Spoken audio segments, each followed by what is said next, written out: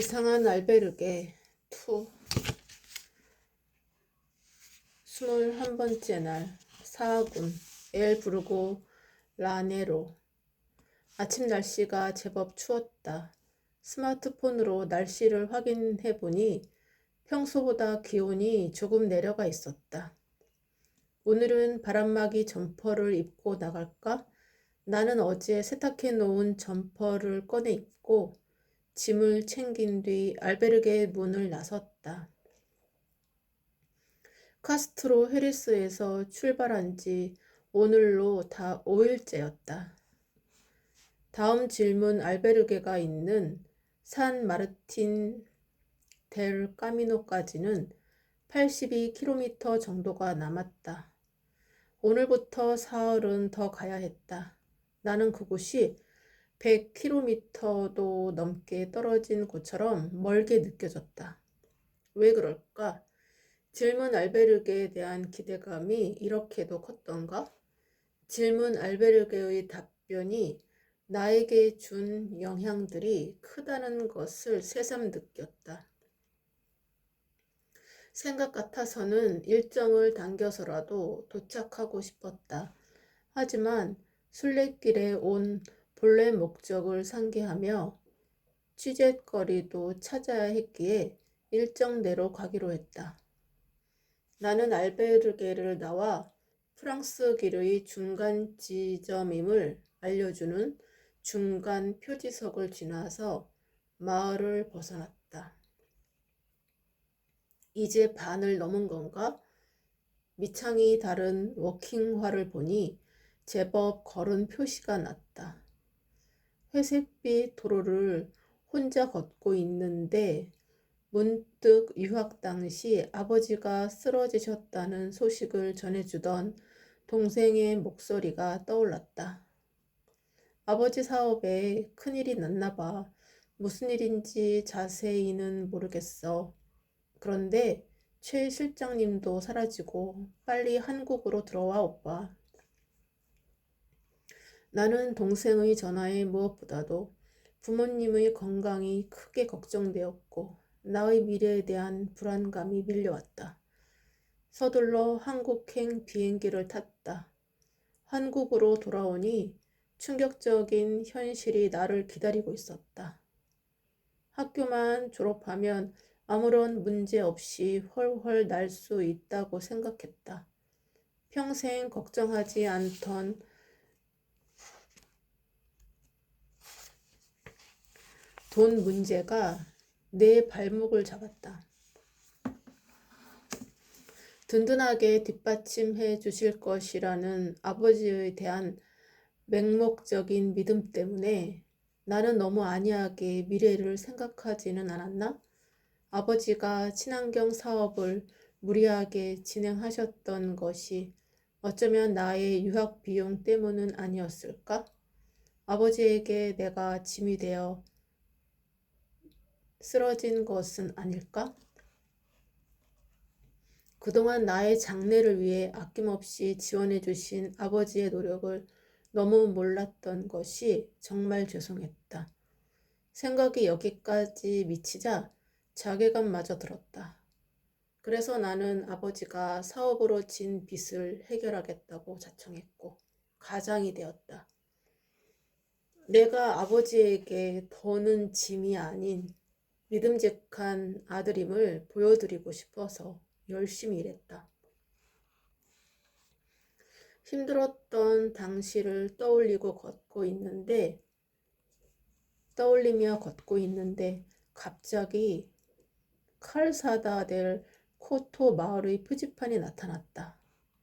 칼사다 델 코토? 오늘 아침 알베르게 주인은 순례자들에게 이렇게 신신당부했었다. 엘 부르고 라네로로 가려면 계속 아스팔트 길을 따라가세요. 칼사다 델 코토 마을 방향으로 가시면 안 됩니다. 그쪽으로 가면 멀리 둘러서 가게 됩니다. 잊지 마세요.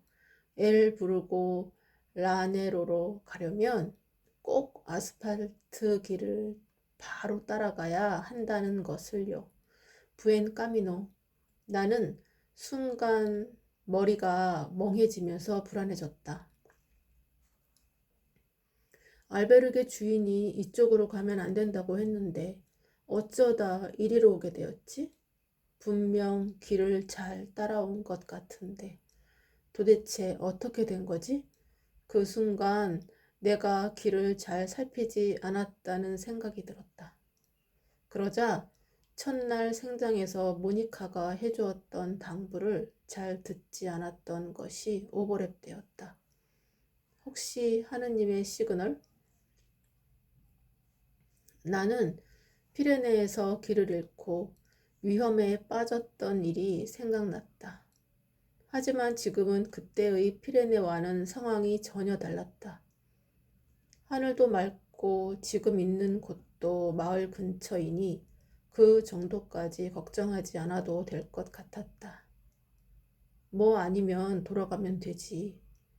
설령 이 길이 잘못된 길이더라도 큰 사고는 나지 않겠다는 확신이 들자 여유가 조금 생겼다. 하지만 당장 어디로 가야 하는지는 여전히 알 수 없었다.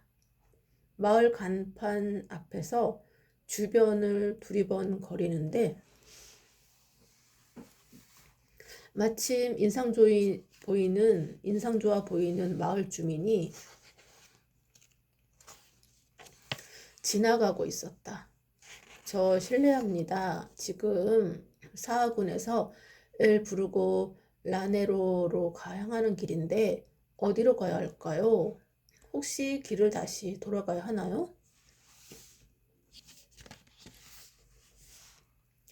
마을 주민은 내 얼굴을 빤히 쳐다보더니 별일 아니라는 듯이 답했다.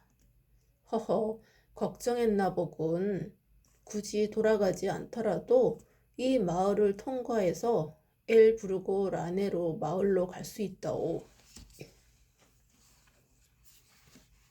나는 마을 주민의 말에 불안감이 다소 사그라들었다. 나는 주민의 말대로 이 작은 마을을 통과해서 가보기로 했다. 마을을 벗어날 때쯤 황량한 풍경 앞에 갈림길이 있었고 그곳에 표지판이 서 있었다. 하지만 지명이 흐릿해서 어느 쪽으로 가야 할지 알 수 없었다. 주위를 둘러보니 오른쪽 갈림길에는 저 멀리 누군가 보였고 왼쪽 갈림길은 그냥 허허 벌판이었다. 나는 지도 앱을 열어 내가 있는 위치를 확인하려 했으나 GPS 신호가 잘 잡히지 않았다. 나는 신호를 잡기 위해 스마트폰을 이리저리 높이 들어보았지만 소용이 없었다. 이복의 젊은이 뭐 하고 있는가? 나는 갑자기 들려오는 소리에 깜짝 놀라 뒤돌아보았다. 한 할아버지가 훈훈하게 웃고 있었다. 조금 전 오른쪽 갈림길에서 걸어오던 사람이었다. 옷차림새를 보니 현지인인 듯했다. 왠지 이 동네 길을 잘 아는 할아버지를 만난 것 같아서 안심되었다. 저 엘 부르고 라네로로 가려고 하는데 어느 길로 가야 하나요? 허허 젊은이 어느 길로 가든 엘 부르고 라네로로 통한다네. 마음 내키는 대로 가시게. 양쪽 다 엘 부르고 라네로로 통한다는 말에 할아버지가 걸어왔던 오른쪽 길을 선택했다. 나는 처벅처벅 소리가 나는 흙길을 따라 30여 분을 걸었다.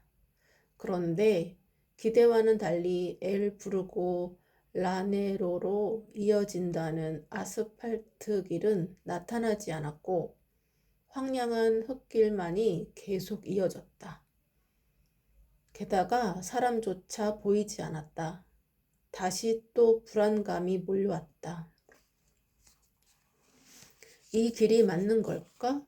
그럼 혹시 이 길이 둘러가는 길일까? 아, 할아버지에게 마을이 있는지, 얼마나 걸리는지를 조금 더 자세히 물어볼 걸. 하지만 이쪽으로 가라는 것도 하느님의 시그널일 거야. 그래, 고민하지 말고 이 길로 걸어보자. 어느 쪽이든 엘 부르고 라네로로 통한다고 했잖아. 나는 얼른 생각을 고쳐먹고 다시 걷기 시작했다. 얼마나 걸었을까? 새파란 하늘 위 하얀 구름을 보며 포장되지 않은 흙길을 걷다 보니 이런 풍경도 나름 멋지다는 생각이 들었다.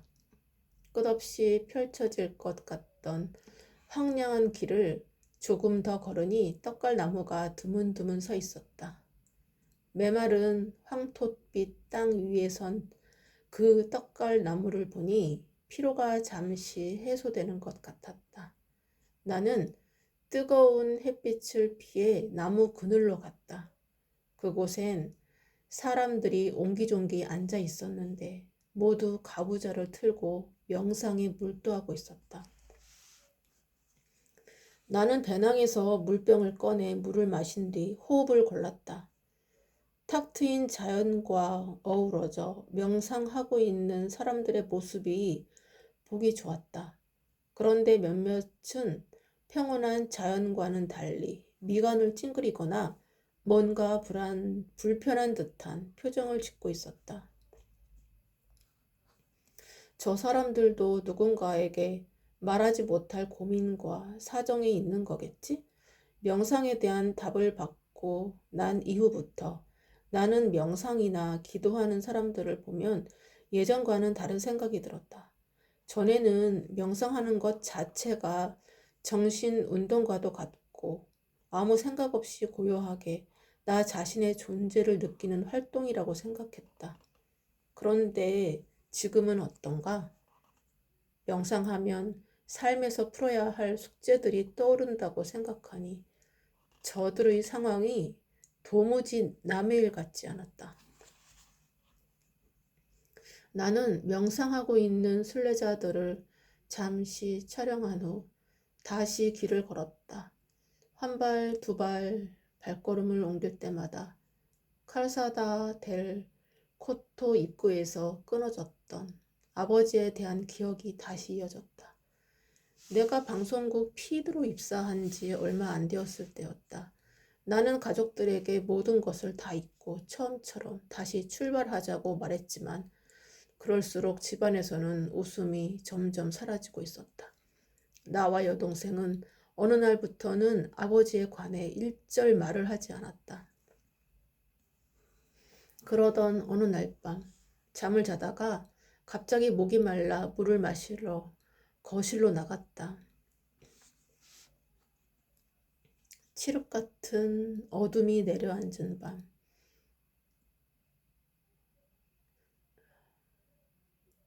적막한 공기 사이로 무슨 소리가 들려 가만히 들어보니 방 안에서 아버지가 혼자서 숨죽여 울고 계셨다. 아, 내가 아버지의 눈물을 본 건 태어나서 처음이었다. 나는 걱정이 앞서 아버지를 위로해 드리고 싶었지만 그게 오히려 아버지의 자존심을 건드릴 수 있을 것 같아 애써 참았다. 아, 그래. 돈이야 다시 벌면 되지. 내가 얼른 승진해서 자리 잡으면 아버지도 괜찮으실 거야. 나는 스스로를 다독이며 오직 일에만 몰두했다. 그렇게 그 사건은 기억 속에서 사라지는 듯했다. 얼마 후 또 다른 일이 벌어졌다. 갑자기 아버지의 화난 목소리가 화장실에서 들려왔다. 에이, 빌어먹을 놈들. 처음 듣는 아버지의 험한 말에 나는 적잖이 당황했다.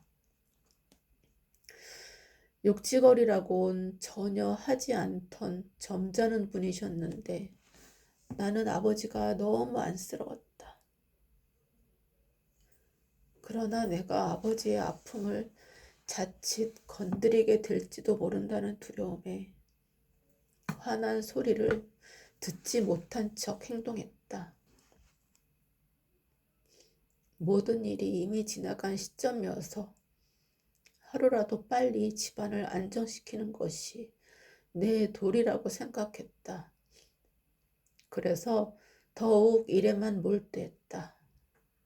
집이 빚더미에 앉으면서 영화 제작의 꿈은 자연스럽게 포기가 되었다. 생존의 문제 앞에서는 꿈도 허망하게 떠다니는 안개구름에 불과하다는 걸 그때 처음으로 나는 알았다. 어휴, 그때 생각은 해서 뭐 하려고. 지금은 그때보다 상황도 많이 좋아졌잖아. 어디서 시작된 것인지 잊고 있었던 여러 가지 기억들이 끊임없이 떠올랐다. 나는 걷고 있는 지금에 애써 집중하려고 했다. 하지만 기억은 계속해서 쏟아져 나왔다. 그 기억들은 사람들에게 버려진 듯한 휑한 시골길 위로 한꺼번에 쏟아졌다. 생각을 계속 이어가다 문득 아이스에서 받았던 답변이 생각났다. 이런 생각도 잡념일까? 하느님의 선물일까? 화두이고 힘들까? 생각이 여기까지 미치자 기억들에 대한 거부감이 조금씩 줄어들었다. 그리고 차츰 내 안에 나를 조금 더 솔직하게 마주할 수 있는 용기가 생겼다. 나는 용기를 내어 떠오른 기억을 마주하기 시작했다. 그러자 나를 무겁게 짓눌렀던 마음속의 짐들이 하나둘 정리되었다. 나는 생각이 번잡하거나 삶의 기로에서 답을 찾기 위해 떠나는 순례자들이 덜어놓았을 마음속의 짐들을 상상해 보았다. 이래서 순례길에 많이 오른 사람일수록 짐이 가벼워지는 것일까?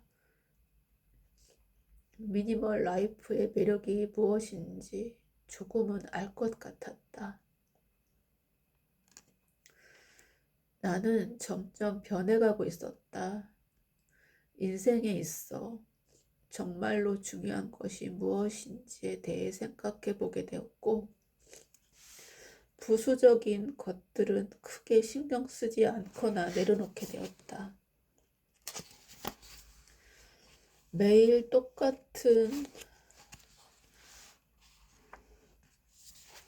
똑같이 걸어도 어제와 오늘의 걸음은 똑같은 것이 아니었다. 예상과 달리 길을 둘러가게 된 것들 덕분에 생각지도 못한 선물을 받게 되었다.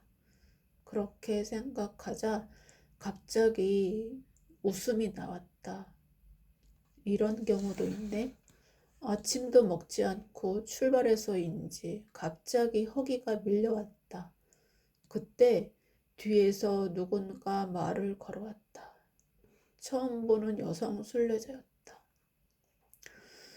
부엔 까미노, 혹시 출출하지 않아요? 우리 간식 좀 같이 먹을래요? 네, 좋아요. 안 그래도 혼자 먹기 적적했는데. 잘 됐어요. 호호호. 나는 그녀가 간단한 스낵을 건네줄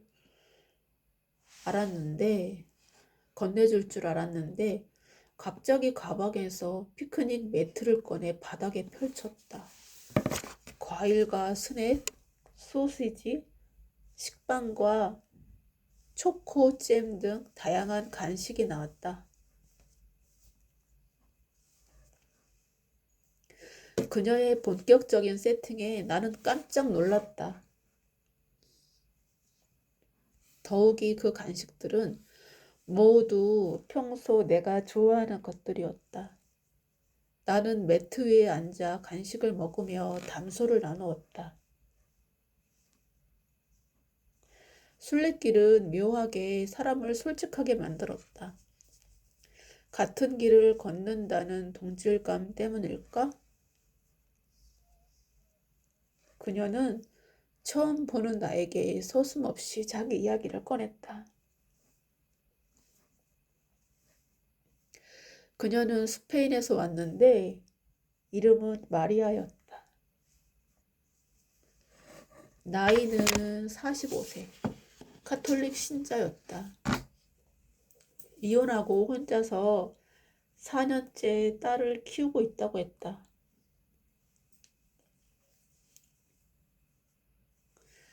그런데 최근 알 수 없는 허망함이 밀려와 주님의 뜻을 찾기 위해 순례길에 왔다고 했다. 그런데 순례길을 준비하며 이상하게도 간식을 많이 챙기게 됐다고 했다. 짐이 많으면 무거운 줄 알지만 계속해서 챙기게 됐다고 했다. 그렇게 챙겨온 간식을 만나는 순례자들과 같이 먹으려고 했는데 의외로 같이 먹기가 여의찮았다고 했다. 그러던 중 내가 자신의 제안에 흔쾌히 응하자 그녀는 무척 고맙다고 했다. 그러나 나는 그녀와는 달리 팜플로나에서 짐을 줄인 이후로 특히 순례길에서는 절제가 중요하다고 생각했다. 그래서 음식도 늘 먹을 만큼만 가지고 다녔다. 혼자서 촬영해야 하는 나에게는 촬영 이외의 것까지 풍족하게 챙기는 건 사실상 무리였다. 하지만 걷다 보면 체력이 소진될 때가 간혹 있었다. 그럴 때면 마리아처럼 신기하게 먹을 것을 챙겨주는 사람들이 나타났다. 내가 절제한 만큼 다른 사람이 나에게 필요한 것을 채워주는 것도 신기한 경험 중의 하나였다. 허기를 채우고 난 후 자리에서 일어서려고 하자 마리아는 조금 더 쉬다가 움직이겠다고 했다. 마리아 덕분에 맛있게 잘 먹었어요. 부엔 까미노.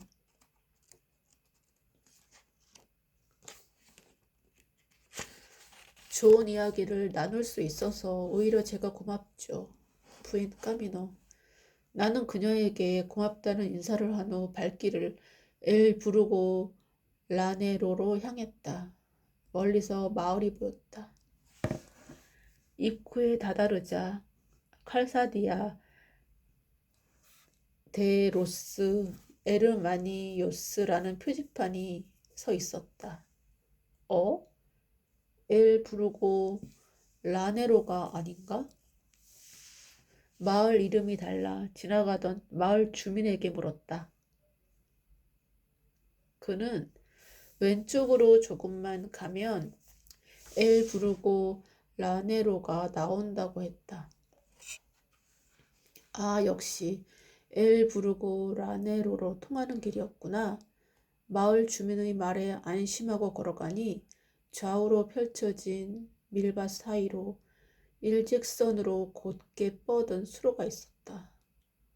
그 옆으론 좁은 아스팔트 길이 나란히 있었는데 나는 수로를 따라 발걸음을 내디뎠다.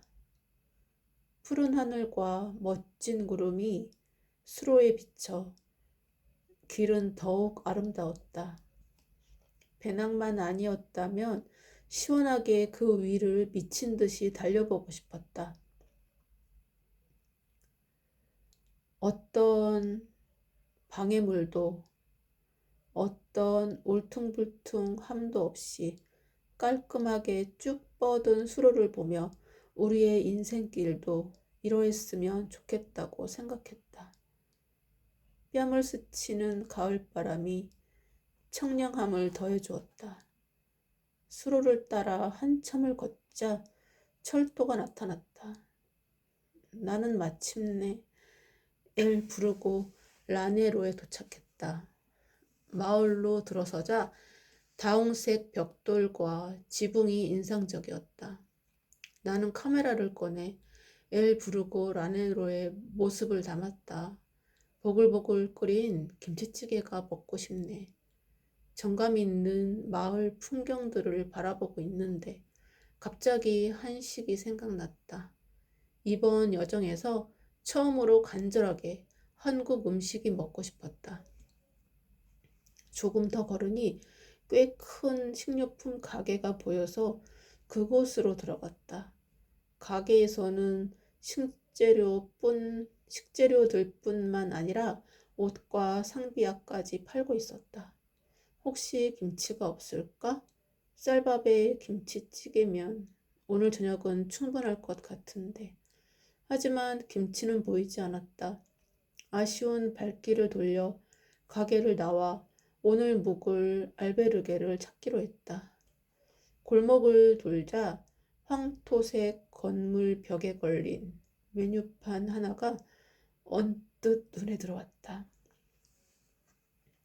한국어 메뉴 있어요. 얼큰한 신라면 먹고 가잉. 너무나도 깜찍한 한국어였다. 다가가 보니 메뉴판에는 신라면과 햇반이 적혀 있었다. 라면과 햇반이라니, 그래, 바로 이거다. 나는 오랜만에 보는 한국어 메뉴가 무척 반가웠다. 스페인 사람이 끓여주는 한국 라면의 맛은 정말 환상적이었다. 어떻게 한국에서 먹는 라면보다 이렇게 맛있을 수가 있을까? 나는 감탄사가 절로 나왔다. 한국에 돌아가서도 이 라면 맛을 결코 잊을 수 없을 것 같았다. 나는 햇반 한 그릇을 팔아 국물까지 깨끗하게 비우고 나니 갑자기 노곤함이 몰려왔다. 오늘만은 아늑한 숙소에서 푹 쉬고 싶었다. 그래서 숙소를 평소 알베르게보다 서너 배 더 비싼 호스텔로 잡았다. 이곳에서는 세탁기와 빨래를 널 수 있는 테라스가 있어서 좋았다. 모처럼 옷가지들을 깨끗이 세탁하고 테라스에 빨래를 넣고 빨래를 널고 깔끔한 기분으로 하루를 마무리했다.